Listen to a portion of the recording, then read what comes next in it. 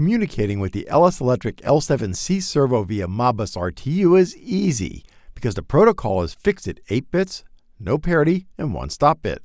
So all you have to do is select the baud rate, set the node address, and wire it up. Now, one caution. The manual tells you not to use the optional terminal block to connect your communications, and that you should connect your serial network directly to the I/O connector on the drive. Now, I'm going to qualify that and tell you it's okay to use this terminal block if you use one of the slower baud rates. And that's exactly what we're going to do in this video. We will use the optional terminal block because it makes wiring so easy, but even though the drive can handle up to 57K baud, we'll use 9600 baud to ensure reliable communications and because nothing we do in this video is going to require fast comms. If you want to connect directly to the I/O connector, you can use either the handy solder connector or the flying lead cable. I love that the flying lead cable comes with each wire pre-labeled with a heat shrink tubing, which you can shrink onto the wire or remove if you aren't going to use it. And we'll need to set the PLC to use the same protocol and baud rate. The node ID just has to be unique on your serial network. It can be any number between 1 and 99 on this drive. Let's use a node ID of 2. The PLC doesn't have a node address because it's the master, and you can only have one master on a Modbus RTU network. Finally, we need to wire up our serial connection. The LS Electric L7C drive has an RS422 port, which is great because it can transmit and receive at the same time, giving us full duplex operation. But the Brix PLC I'm using has an RS45 port, which can only transmit or receive. It can't do both at the same time. So how do we wire this up? Easy. Just connect it like this. So messages sent from the PLC go this way, and responses go this way. Of course, you want to use a good cable with twisted pairs and a shield.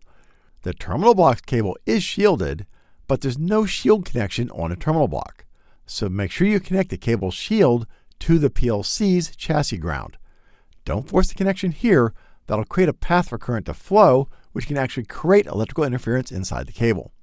It's also important to get a common communications ground between the devices, especially over long runs. But this is differential pair, so in theory, I shouldn't need a ground, right? Yeah, in theory.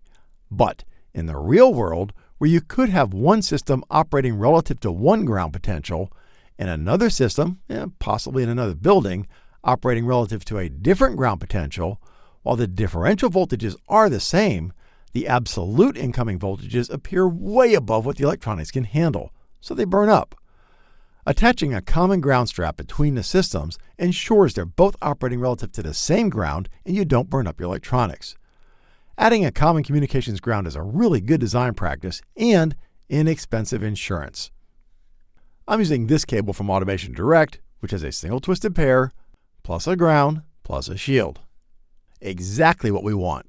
And remember, you can order cable from Automation Direct in exactly the length you need so you don't waste money on excess cable. And there are never any cut charges, so it costs you nothing to do it. And since shipping is free on any order over $49, if you need cable, be sure to head over to AutomationDirect.com. In the Drive CM software, you'll find the baud rate under the Index tab. We'll set that to 0, which is 9600 baud. And under the Basic tab, you'll find the node ID, and we'll change that to a 2. And remember, the parameters don't actually get sent to the drive until you hit enter and you see the color change. It's easy to forget to do that. Now don't forget to power cycle the drive or reset the controller after changing the node ID. That's really important. Okay, the servo drive is ready to go, and I've already done the wiring. There are other videos showing you how to configure the Brix PLC for Modbus RTU, but in a nutshell, you just go to the system configuration, you want the Modbus RTU client or master, and you want to configure the port for RS45. You will normally want to use a termination resistor, though in this demo with the short cables and low baud rates, that really isn't necessary. Click this guy to set the baud rate and protocol to match the drive, which you can see I've already done. That's it. The Brix PLC is now Modbus RTU ready. Let's do a simple example. I've set this up so that when we toggle the C bit, the PLC will use the serial Modbus port to read a holding register at this Modbus address of an L7C drive at this node address, and it'll put the result in memory location D110. Now, what drive parameter is that? Here's the trick. If you go to Chapter 15.4 of the user manual, you'll find tables of all the drive parameters and associated Modbus addresses. Now be careful. It's tempting to look at this and say, cool, the Modbus address is the parameter number.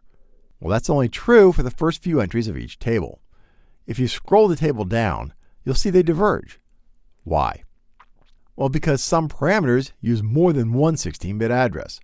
Parameter 2002, for example, needs 32 bits, so it uses 2 Modbus addresses. So the next parameter starts at the next available address. So that's tip number 1. Find your parameter number here, then look up the associated Modbus address over here in either hex or decimal. Don't assume the Modbus address is the same as the parameter number, even though sometimes it will be. Now, some PLCs require that you add 1 to the address, and that is the case with the Bricks PLC. So the L7C Modbus address is really 9792. If I scroll down to find that Modbus address, I see that's parameter 262A, which is the actual position of the servo motor. And I can see here or here that it requires 2 16-bit registers. So over here, I need a 2. So tip number 2 is, some PLCs will require you add 1 to the Modbus address. And tip number 3 is you need to look at the parameter and see how many 16-bit words it'll need. I've already sent this program to the PLC, and the PLC is running. So if I manually toggle the C bit, sure enough, the Modbus read returns the actual position of the motor. If I rotate the motor roughly 1 full revolution and toggle the C bit again, yep, roughly 100,000 pulses. Exactly what we expect. Now, there is one thing you need to be aware of when you do Modbus writes. By default, Modbus writes go to volatile memory, so anything written via Modbus RTU will not be permanent. That is, it won't be there if you power cycle the drive. If you want the written values to be permanent, then write a 1 to parameter 240E. But be careful, non-volatile memory has a limited number of writes, maybe in the hundreds of thousands. It's almost impossible to use that up when you enter parameters by hand. But if you put a Modbus write in a loop, you could burn up all of those available writes really fast when sending parameter changes. So make sure you only enable permanent writes when you actually need it. Well, given all of that, you can now issue Modbus reads and writes to your heart's content. And now that you know the basics, go to the drives page at AutomationDirect.com and scroll down to find examples for AutomationDirect's PLCs.